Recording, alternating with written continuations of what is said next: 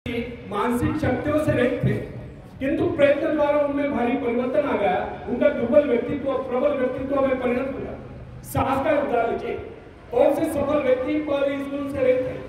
खतरा था कि उनका समस्त भविष्य अंधकार में होगा, परंतु माता पिता या गुरु की शिक्षा का उन पर ऐसा प्रभाव पड़ा कि उनके जीवन की धाराएं बदल गई। इससे यह सिद्ध होता है कि मनुष्य उपदेश या शिक्षा प्राप्त करके या निरंतर अभ्यास से विचारों में क्रांति ला सकता है।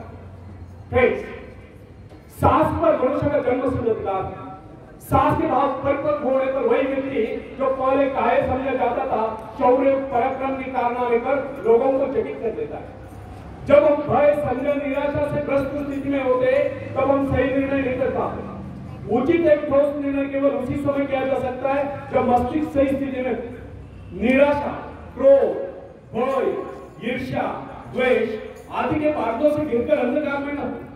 भय तथा चिंताग्रस्त मनस्थिति में कभी किसी महत्वपूर्ण विषय पर निर्णय नहीं करना चाहिए। जब निर्मल, संतुलित, शांत हो, कोई भी निर्णय उस समय करना चाहिए। उस समय जो निर्णय बनाया जाए केवल उन्हीं को कार्यान्वित करने का प्रयत्न करें। भय, क्रोध आदि के आवेग पर मानसिक शक्तियां बिखर जाती है। उस समय मन एकाग्र न रहने के कारण निर्णय गलत होता है।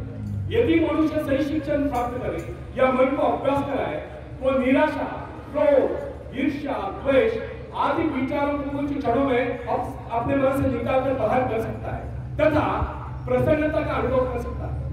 प्रसन्नता, आशा, आकांक्षा, उत्साह इन भावनाओं के आते ही मन का अंधकार दूर हो जाता है।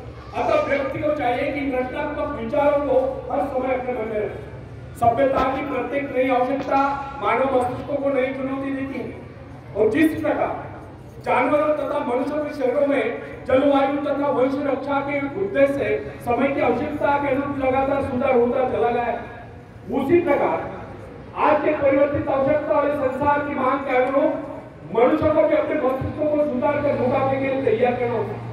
मस्तिष्क पर जिन विषयों पर सोचने का भार आ पड़ता है उसी का अनुरूप अपने में परिवर्तन कर लेता है। वह नई कोशिकाओं का विकास कर लेता है, दुर्बल कोशिकाओं की मरम्मत कर लेता है तथा उन्हें मुकाबले के लिए तैयार कर लेता है। फ्रेंड्स, बड़े शहर की हलचल और शोरगुल में काम करने वाले व्यक्ति का मस्तिष्क विविध रूपों में विकसित होगा। वह शीघ्र सोचेगा, तेजी से गति करेगा, संश्लिष्ट विविध कार्यों में द्रुत गति से चेष्टा करेगा। शीघ्र आपत्ति वाली विविध आपातकालीन सेवाओं का मुकाबला करने के लिए वो तुरंत कार्यवाही करने का व्यस्त हो जाता है। छोटे नगर, कस्बे में रहने वाले व्यक्ति का मस्तिष्क भिन्न प्रकार से विकसित होगा क्योंकि उसकी आवश्यकता इतनी विविध नहीं है। उसे तुरंत ही बहुत से निर्णय करने की आवश्यकता भी नहीं। फ्रेंड्स, ये कदापि न भूले कि प्रत्येक कार्य मस्तिष्क सम्मुख नई चुनौती उपस्थित करता है और उसकी आवश्यकता के अनुरूप ही मस्तिष्क अपनी काबिलियत का विकास कर लेता है तथा विशेष किस्म के काम के लिए अपनी शक्तियों को बढ़ाता है। विभिन्न धंधों, नौकरियों, व्यापारों एवं व्यवसायों के लिए विभिन्न प्रकार की शारीरिक तथा मानसिक चेष्टाओं की आवश्यकता होती है। इन आवश्यकताओं में भी तीव्र गति से निरंतर परिवर्तन होता है। अतः जिस व्यक्ति का मस्तिष्क जितना अधिक ग्रहणशील, संवेदनशील, सूक्ष्म होता है वो उतनी तीव्रता से अपने में परिवर्तन लाने में समर्थ होता है तथा नए संघर्ष में सफलता एवं विजय प्राप्त करता है। उदाहरणतः एक पुरुष की आवश्यकता विशिष्ट होती है, अतः उसका मस्तिष्क उन्हीं आवश्यकता के अनुरूप विकसित होगा। वर्ष तक उसका मन निरंतर आध्यात्मिक विषयों के चिंतन में लीन रहता है। अतः उसके मस्तिष्क के विकास का स्वरूप एक वकील, व्यवसायिक एवं भवन निर्माण विशेषज्ञ से भिन्न होगा। जिस व्यक्ति का जीवन अध्ययन या बौद्धिक हलचलों में लीन रहा है उसके मस्तिष्क के शरीर का विकास एक व्यापारी के मस्तिष्क से भिन्न होगा। अध्यापक में विचारों की उन्मुखता, कार्यों में शिथिलता, भौतिक पदार्थ की प्राप्ति के आग्रह का अभाव, एकांत प्रियता दिखाई देगी। जबकि व्यापारी में समझदारी, दूरदर्शिता, चतुरता, नियमबद्धता, समयबद्धता और पूर्ति दिखाई देगी। महत्वाकांक्षा मस्तिष्क के विकास में परिवर्तन या सुधार लाने वाली प्रबल शक्ति है। महत्वाकांक्षा या अपने जीवन के उद्देश्य को तय कर लेना स्वयं अपने आप में मस्तिष्क संबंधी बहुत ही महत्वपूर्ण घटना है।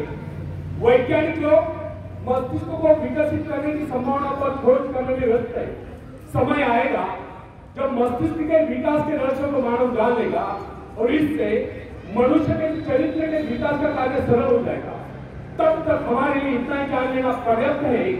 यदि हम अपने मस्तिष्क का ऐसा विकास चाहते हैं कि हमारा व्यक्तित्व सर्वप्रिय बने तो इसके लिए सर्वप्रथम हमें अपने मन से घृणा, ईर्ष्या, द्वेष आदि विकारों को धिकार कर राज कर देना होगा।